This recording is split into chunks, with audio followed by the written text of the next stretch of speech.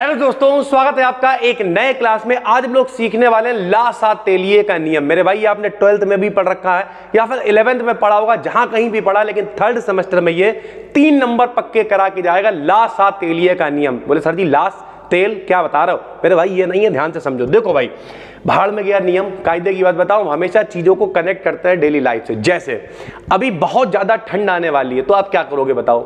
Sir जी करेंगे क्या? रजैया लेके आएंगे, उसमें 2 छेद करेंगे, हाथ डालेंगे, ऐसे करके बांध के घूमेंगे। ठीक है मेरे भाई, क्या कोशिश कर रहे हो कि जो इफेक्ट हो रहा है उसे खत्म करने की। पहली बात, गर्मी बहुत ज्यादा हो जाए तो सर जी क्या करेंगे? फ्रिज के अंदर बैठ जाएंगे, गर्मी खत्म हो जाएगी।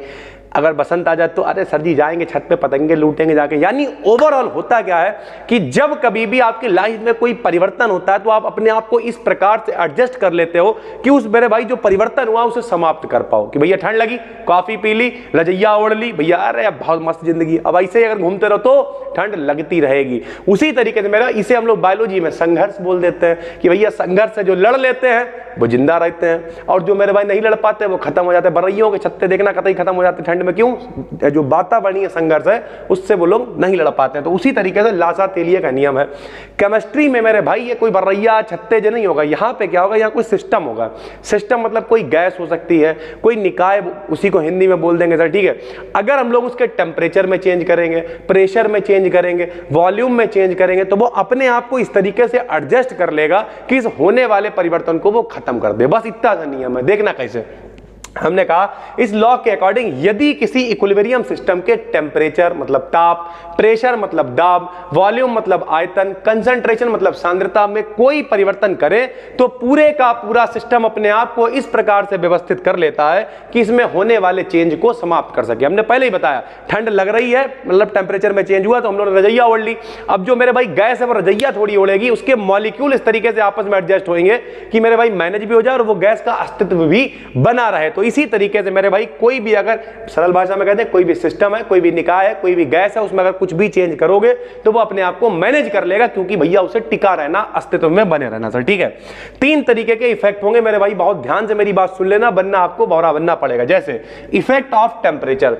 टेम्परेचर बढ़ने से रिएक्शन ऐसी डायरेक्शन में बढ़ती है जिधर एनर्जी एब्जॉर्ब हो रही हो। अब रिएक्शन को समझ लो मेरे भाई, रिएक्शन होती है दो प्रकार से, आप समझना पड़ेगा रिएक्शन को। यहां देखो, हमने कहा ए ने क्रिया करी, बी से बनाया सी और डी, तो जो इधर वाले लोग हैं मेरे भाई इन्हें हम लोग कहते हैं अभिकारक, सबस्ट्रेट। जो इधर वाले हैं इन्हें हम लोग कहते हैं प्रोडक्ट यानी उत्पाद।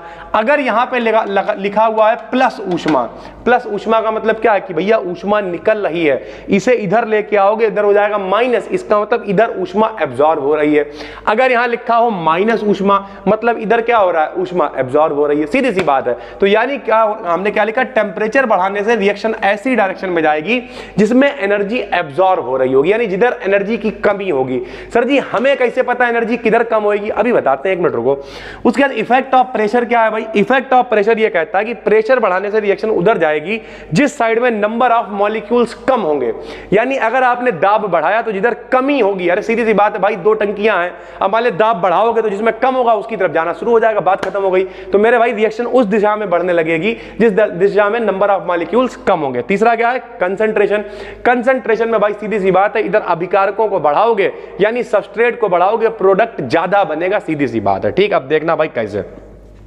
एक रिएक्शन से आपको समझाएंगे। जैसे हमने लिखा है N2 + 3H2 is the reversible 2NH3 plus ऊष्मा। अब सर जी इसमें इफेक्ट ऑफ टेम्परेचर कैसे पता चलेंगे? अरे भाड़ में गया इफेक्ट ऑफ टेम्परेचर, ऊपर से गया एब्जॉर्ब और एडजॉर्ब। आप इतना समझो कि भैया अगर लगा हो प्लस तो आप क्या करना मेरे भाई, टेम्परेचर को घटा देना, उल्टा कर देना, और लगा हो माइनस तो टेम्परेचर को बढ़ा देना। हमेशा रिएक्शन आगे की तरफ जाएगी और आगे वाली चीज बन जाएगी। देखो कैसे, हमने लिखा टेम्परेचर कम करने पर रिएक्शन फॉरवर्ड यानी आगे की दिशा में जाती है और क्या बनता है, NH3 की वैल्यू बढ़ जाती है। देखो भैया, अगर आपने टेम्परेचर कम करा, कम क्यों करा सर जी? क्योंकि यहां प्लस लगा हुआ था। रिएक्शन में माइनस लगा हो तो क्या कर देना, बढ़ा देना। रिएक्शन कहां जाएगी, आगे की तरफ, यहां जो लिखा होगा वो बनने लगेगा भाई, सीधी सी बात है। उसके बाद इफेक्ट ऑफ प्रेशर।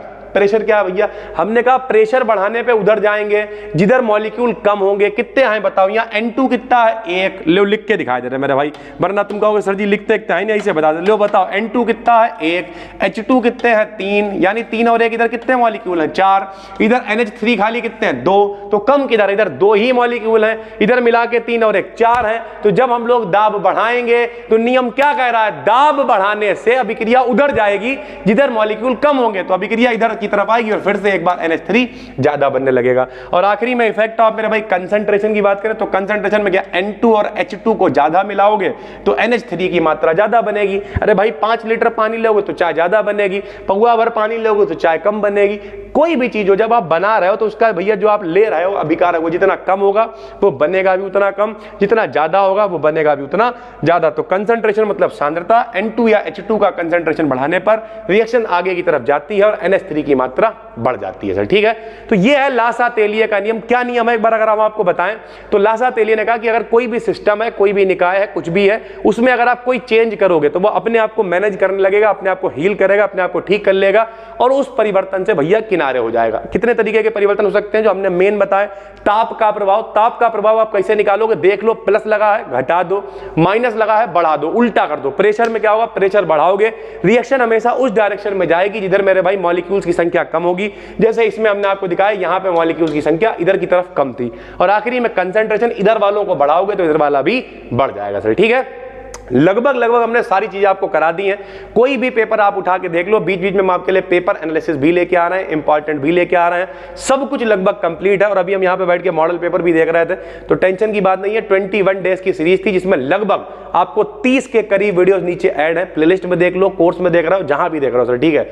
लगभग सारी चीजें कंप्लीट है। कुछ और पेपर एनालिसिस लेके आएंगे, जैसे लॉ ऑफ मास एक्शन लेके आए, उसे करा देंगे। जब तक आपके पेपर भी अभी दिसंबर में है तो बीच में एक 2 टॉपिक आपको इसी तरीके से देते रहेंगे। नए हो चैनल को सब्सक्राइब कर लो, चाहो तो एप्लीकेशन को डाउनलोड कर लो, वहां पे सारे PDF सारे सब कुछ वीडियोस एक जगह पे मिल जाते हैं। बस वहां पे कुछ चार्ज देना पड़ेगा मेरे भाई। यहां पर जो है सारी चीजें, अगर यहां पे ये PDF आपको चाहिए तो टेलीग्राम BD BSc सर्च करना, वहां पे मिल जाएगी सर, ठीक है। तो चलिए हम मिलते हैं आपसे एक और वीडियो में, तब तक के लिए धन्यवाद, थैंक यू।